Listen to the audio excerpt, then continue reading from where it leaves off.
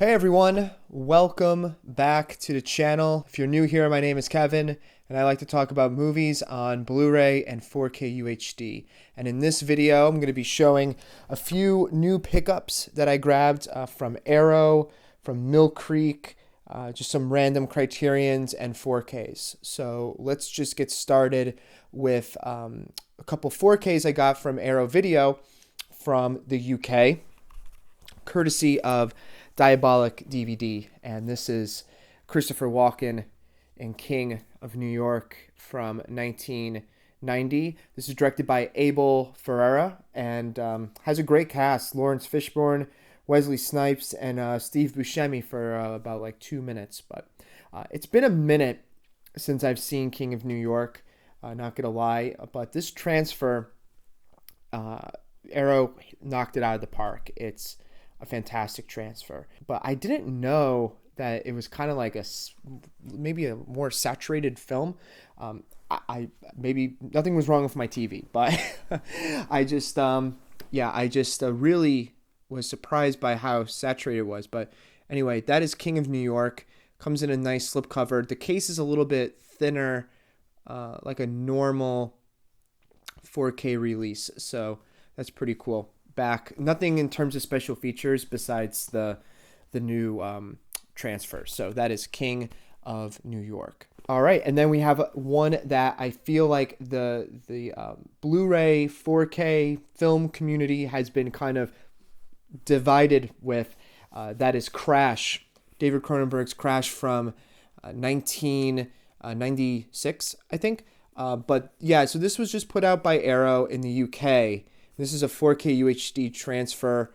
Of course, it's a disc as well, and it has, the standard stuff you'd get from an Arrow special edition release. You have a booklet, you have a poster, lobby cards, good stuff. But then, here in the US of A, Criterion put it out, but it's not a 4K UHD. And I've been conflicted, guys, whether or not I wanted to get the Arrow title or Criterion. And I felt like this movie has had such an awful history on home video that I wanted to just get the best possible version. So I got the Arrow Video one, and I'm probably going to get the Criterion at some point because there is I think a commentary by David Cronenberg that was on a Laserdisc. Don't quote me, but yeah, Crash, just fantastic cover art, really weird, fucked up Cronenberg flick. So moving on to just a couple regular 4K titles. This was on sale. I think it was like $15. Coming to America, Eddie Murphy, from 1988. I was watching Coming to America on Christmas on VH1 for some reason, just killing time. And the movie is so funny, and Eddie Murphy's just fantastic. Great, ensemble cast kind of too.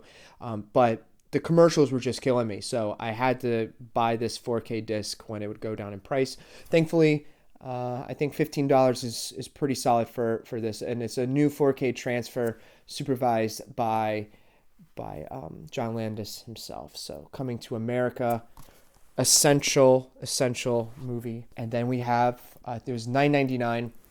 Couldn't pass this one up as well. Spartacus on 4K UHD. It's been a while since I've seen Spartacus. How long is Spartacus? God damn. There's no runtime on here. It's the flaw with physical media. Sometimes they just don't show the runtime. Okay, now we have just two Criterions that I just randomly grabbed. We have Edru Yang's film Brighter Summer Day. This is a whopping 236 minutes. I've heard nothing but good things about this movie, though. It's not one of those films you're going to watch after a 9 to 5, but I'm happy to own it. And it has 2 discs, which is why you hear that rattling. So, Brighter Summer Day, spine number 804. And then we have Paul Schrader's film, The Comfort of Strangers from 1990. Christopher Walken, Helen Mirren, Rupert Everett, Tasha Richardson. No idea what this one's about. Thought the cover looked cool. I'm kind of in a Paul Schrader kick. I have American Gigolo on the way because it was also kind of a cheap Blu-ray. That needs a really good release, by the way, American Gigolo. But yeah, I'm just been on a huge Paul Schrader kick, which makes sense for this one that I'm going to talk a little bit more in length about. And that is his directorial debut from 1978, Blue Collar. This is a disc courtesy of Kino. I think it came out a couple years ago. Could be wrong on that, but you got Richard Pryor, Harvey Keitel, Yaphet Kotto. Wow. If you have never seen Blue Collar, it's a movie that really took me by surprise, and I'm kind of baffled that this film is not in the conversation with great directorial debuts. Think like Coen Brothers are brought up, Paul Thomas Anderson, Quentin Tarantino. Of course, everyone mentions Citizen Kane, right? Blue Collar, I think, is one of Schrader's best films. I think it has a lot to do with the writing and the performances by, yes, Harvey Keitel is amazing. He is one of my favorite actors. Yaphet Kotto, fantastic as well. But the one who really steals the show for me is Richard Pryor. I like Richard Pryor a lot. I love his stand-up. I've only known him really as the funny man. And he has some funny moments in this movie, but it's a drama, and man, he sells it. His performance is just incredible. And if you don't know anything about the film, these three wonderful actors play these working blue-collar class. They work in Detroit on the assembly line for Ford, and they're having issues with their union and just normal, like, sort of midlife crisis livelihood. And they decide that they're going to rob their union worker, like the union's office. And you think that this is going to be like a heist film, but it's totally not the case. It's a different kind of movie that's really unique. That's something only someone like Paul Schrader could write. Everything just escalates, and it's built so just perfectly. I highly, highly, highly, highly, highly, highly recommend picking up Blue Collar. I bought it for $15 on Amazon.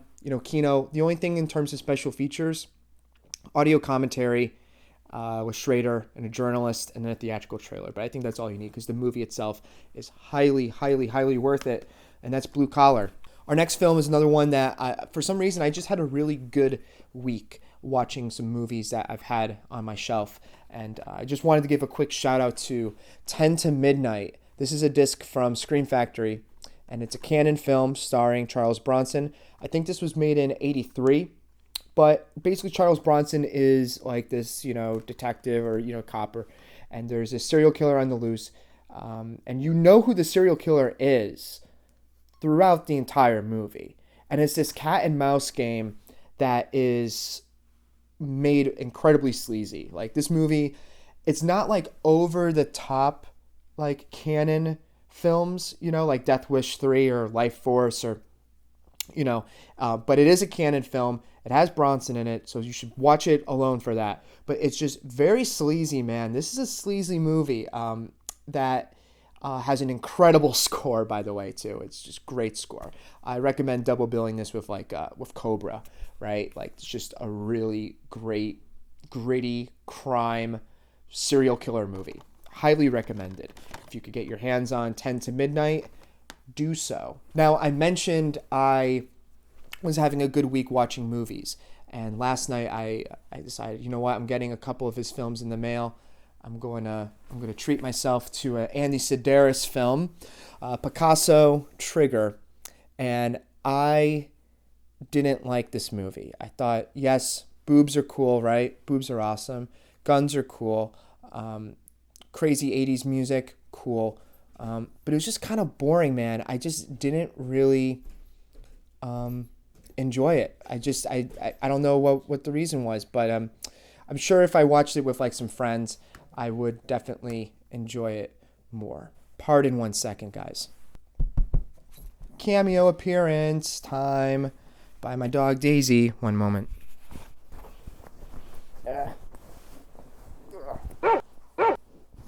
Hey Daisy, what's up? She wanted to be by my side, so she's going to be in the video for the rest of it. If you hear her gurgling or anything, that's just normal. That's That's herself. So anyway, I watched the Andy Sedaris film, but I had a few holes in my collection that I needed to pick up. So first we have, what's this one? Enemy Gold. Yeah, I know, Daisy. Enemy Gold, which is great. Then we have, I know, Daisy. Hard Hunted. Here. Great. The Dallas Connection. Good stuff. These were all very cheap too, by the way, like only like 10 or 12 bucks. Oh boy, I hear my other dog upstairs now. He doesn't go downstairs. He's an old man. What's wrong, Daisy? I know. Okay, and then last we have not an Andy Sedaris film, but When a Stranger Calls. This was like $8, so yeah, so that's it. So there you have it, guys. Those are my pickups for the week. I hope you enjoyed the video. Hope you like my mascot here. And if you like the video, give it a thumbs up, give a comment what you've picked up during the week. Have you picked up those Arrow UHD discs? They are all region, so you don't have to worry about that. But until next time, my name's Kevin, and have a good day. Stay positive. See you later.